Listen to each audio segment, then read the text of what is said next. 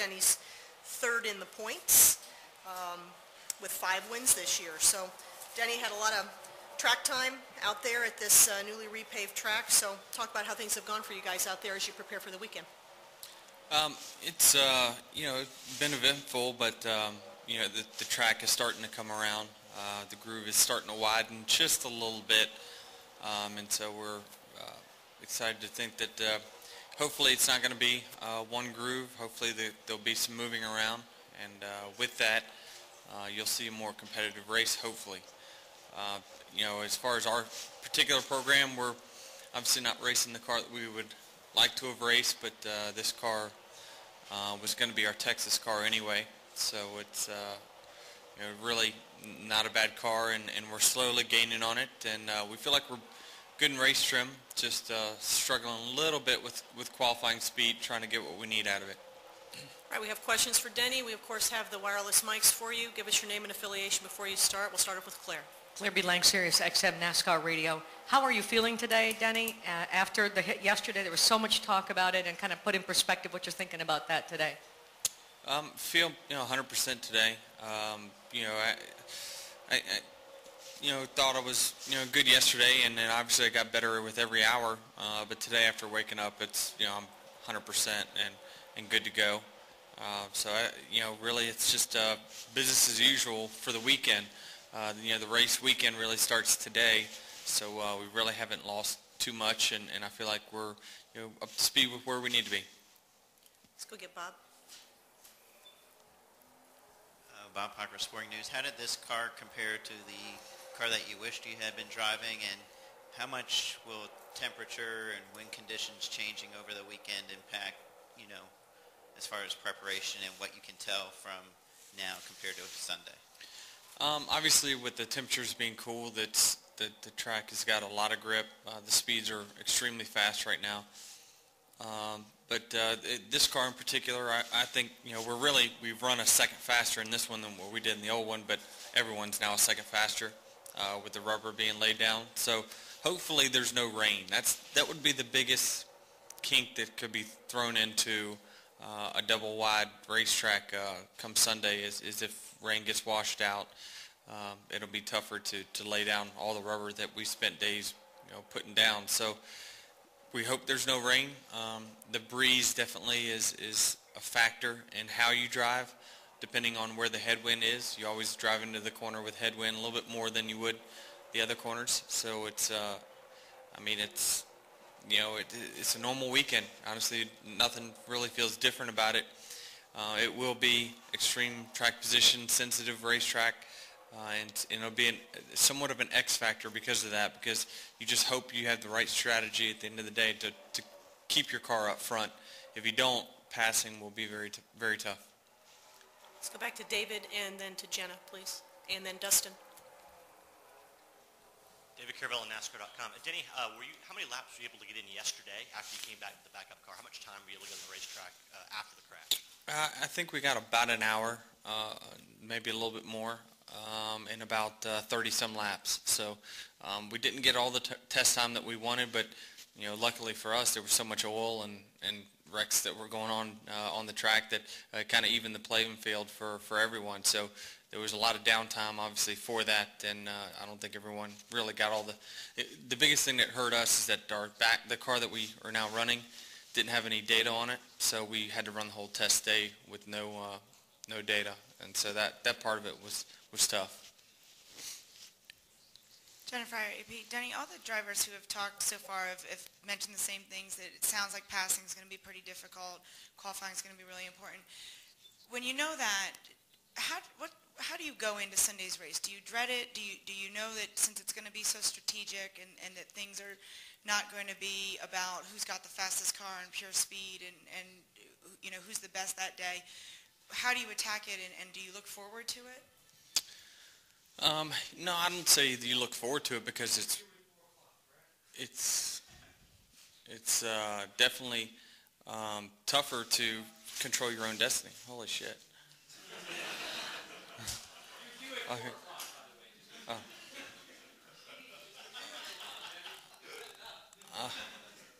Tell her you call her back.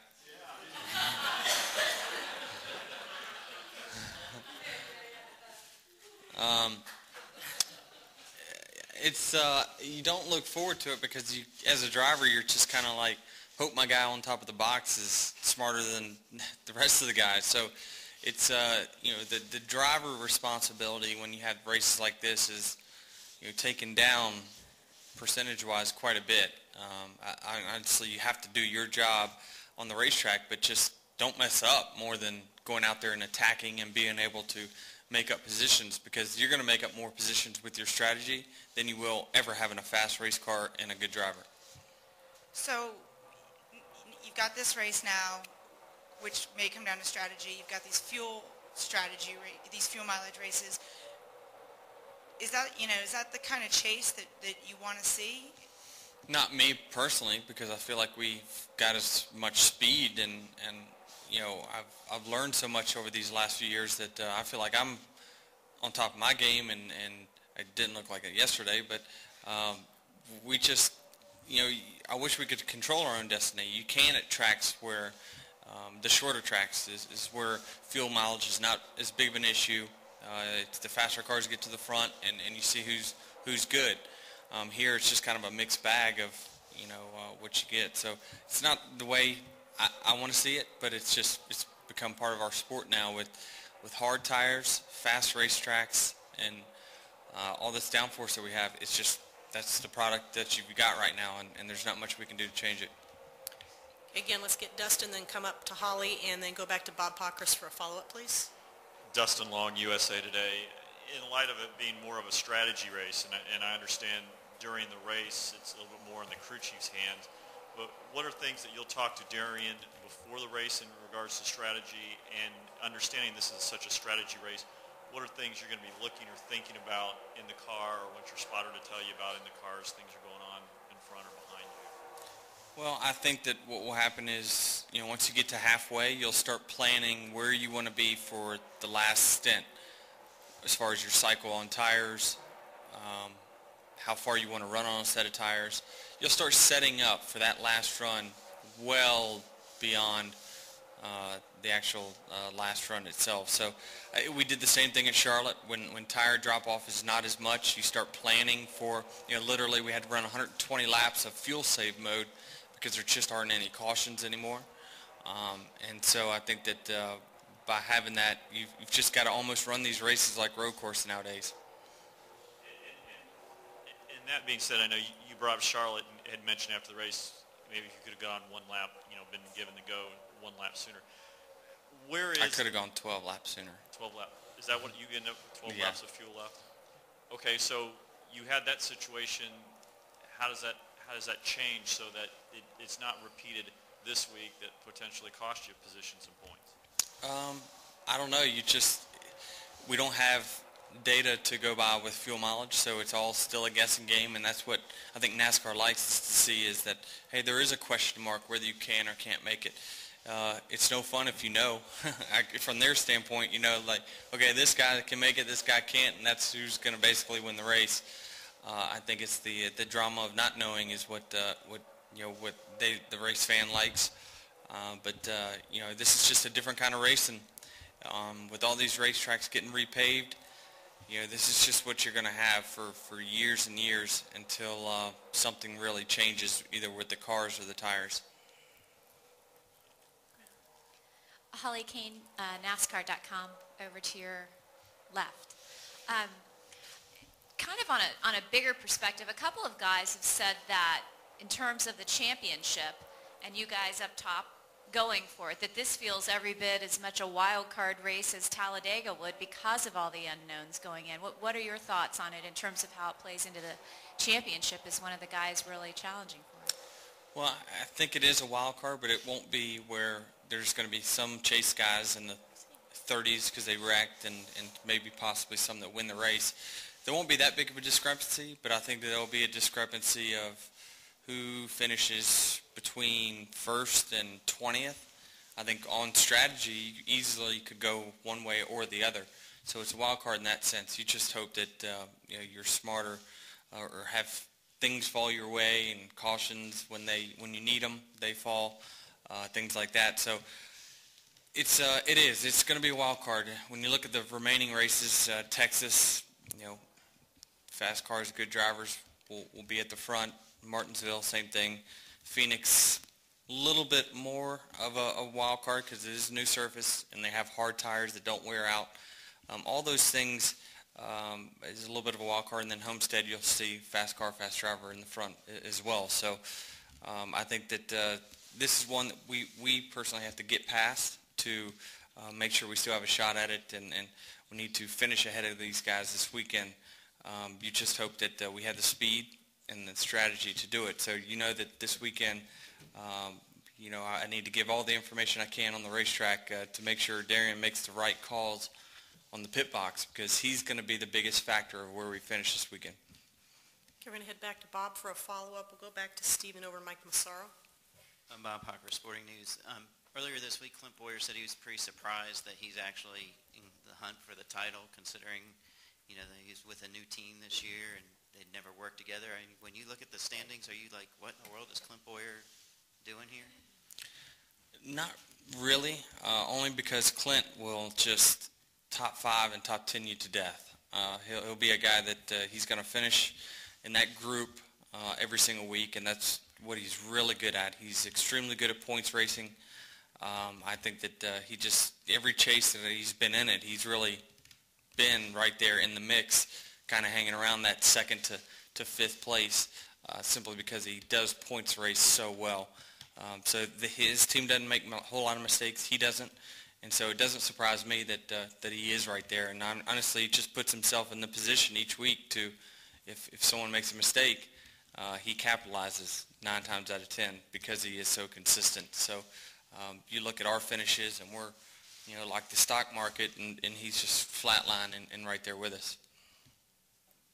Steve Richards, the PRN. Headed to Martinsville, you won 3 in a row there at one point, and the last 3 races have been like 12th, 5th, and 6th. You've led 50, 60 laps each of those times. What's been preventing you from, getting back to victory lane there? Fuel strategy.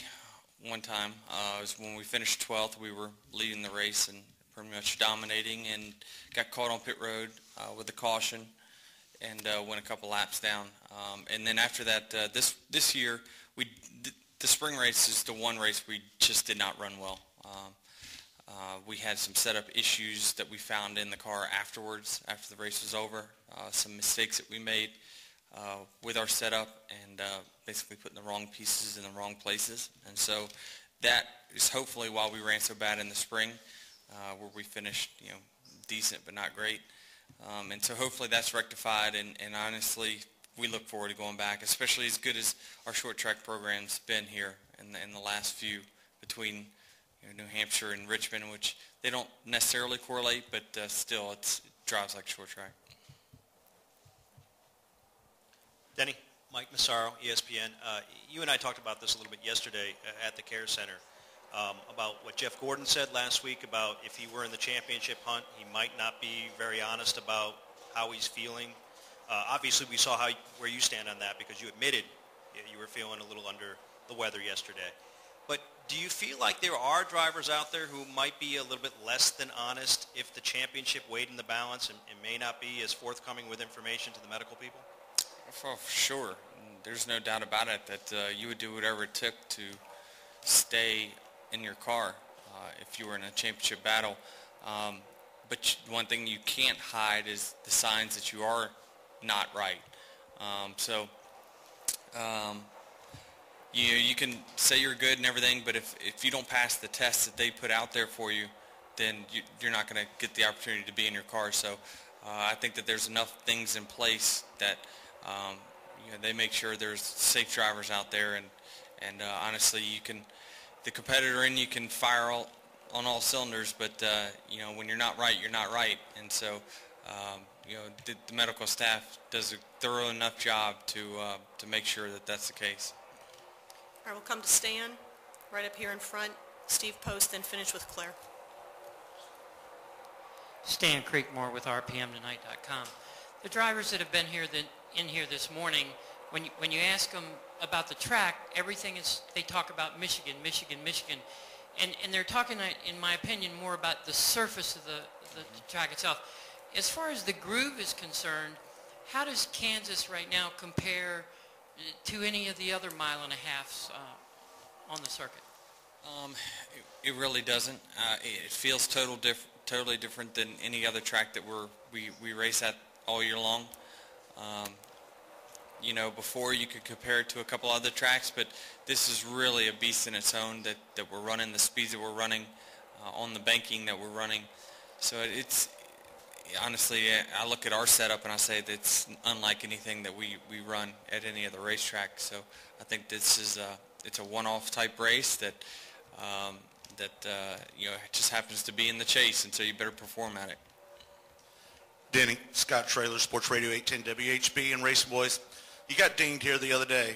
Are you concerned that even if you take the slightest hit out here, that NASCAR is going to take a harder look at you? And does that change your philosophy when out there, maybe taking a little extra chance to get a couple more positions towards the end of the race? I mean, do you feel like you've opened yourself up for an extra look from NASCAR because of that? They're persistent anyway. They're there calling and texting you before you even wake up, wanting to check up on you, and they do it all the time. Really in all type of wrecks that I've been a part of this year, it's been the next day and the following day that they continue to check up on you to make sure you're feeling okay and things like that. So it won't change the way I run. I just think that I'm just the next guy in line that hit a wall hard. When someone wrecks on Sunday, if someone does wreck, they'll be the next one up that's got to go through the scrutiny of basically going through the tests, going through all the questions that you have to answer. And so I think that it won't affect my weekend, at least for now. Steve Post with Motor Racing Network. Denny, you mentioned last week you were 12 laps off, and I know I've talked to you since then. Fuel mileage being so inexact, how little you know about the exact amount of fuel that gets in, the amount of burn you're getting, and the amount you save. Were you able to pinpoint where you were off that? Was it that you did a better job saving? Was it that Scott got more fuel in? Or where did you determine those 12 laps were, or were you not able to determine that? It was early in the run that we basically got that savings. So, for me, we looked at, what lap time we ran and all that.